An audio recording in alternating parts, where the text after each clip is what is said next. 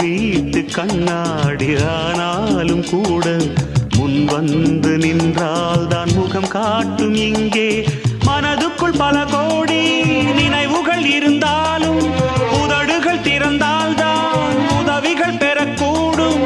கோடைக்கு காதல் என்ன, ஊமைக்கு பாடல் என்ன? ஓ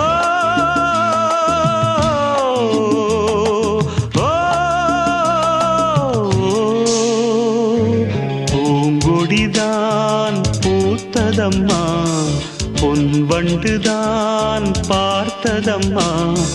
பாட்டெடுக்க தாமதிக்க